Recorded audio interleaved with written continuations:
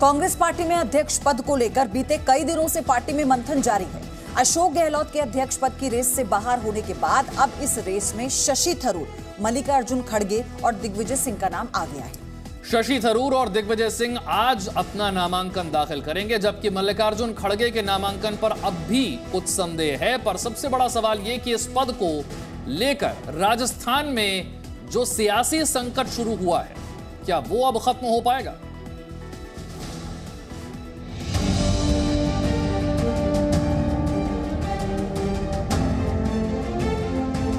देश की सबसे पुरानी पार्टी का राष्ट्रीय अध्यक्ष कौन होगा?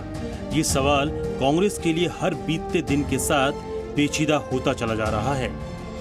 अब तक राजस्थान के सीएम अशोक गहलोत का नाम सबसे आगे चल रहा था, लेकिन राजस्थान में ऐसा सियासी तूफान आया कि उनका नाम ही रेस से बाहर करना पड़ा।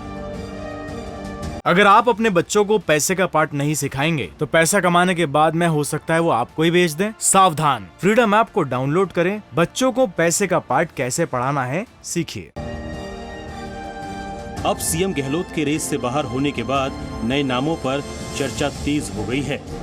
गुरुवार देर रात पार्टी की अंतरिम अध्यक्ष सोनिया गांधी के घर अहम बैठक हुई। प्रियंका वाड्रा गांधी, सचिन पायलट और केसी वेणुगोपाल समेत बैठक में कई सीनियर नेता शामिल हुए।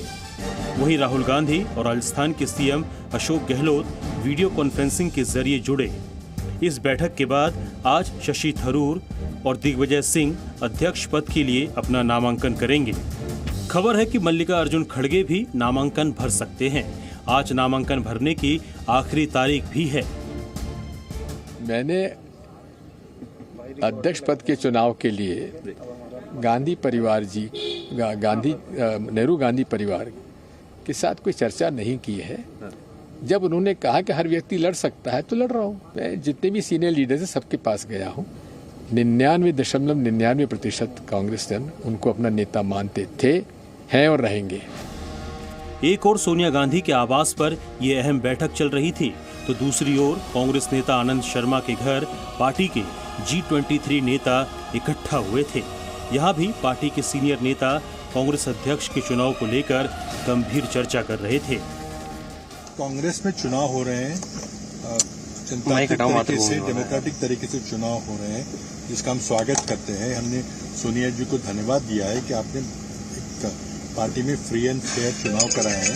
अब देखिए कौन पर्चा भरता है। हमने नाम कुछ सुने हैं, कुछ लोग पर्चा भर रहे हैं। देखें जब आखिरी 8 तारीख हो जाएगी, जो सबसे अच्छा उम्मीदवार फील्ड में रहेगा उसको हम अपना समर्थन देंगे। देखिए ऐसा है कि नामांकन पत्र लेने में और नामांकन भरने में और नामांकन उठाने में कई दिनों का समय निकल जाता है।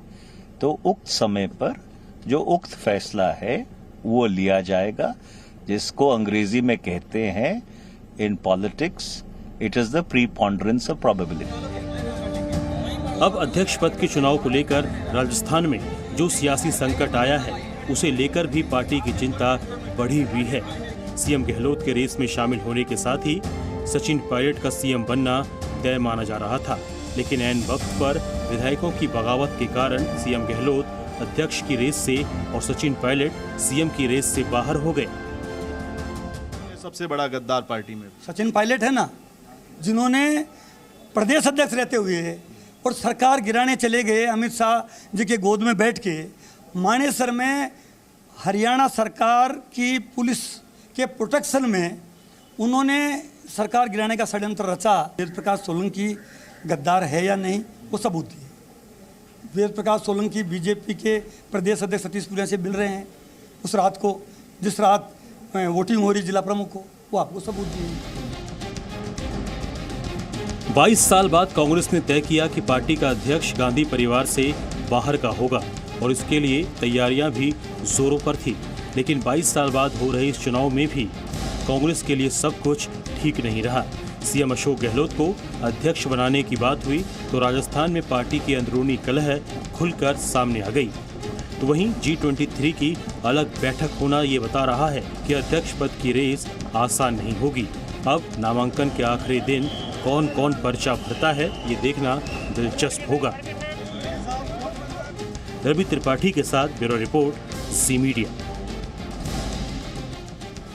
अगर आप अपने बच्चों को पैसे का पार्ट नहीं सिखाएंगे तो पैसा कमाने के बाद में हो सकता है वो आपको ही बेच दें। सावधान, फ्रीडम ऐप को डाउनलोड करें, बच्चों को पैसे का पार्ट कैसे पढ़ाना है सीखिए।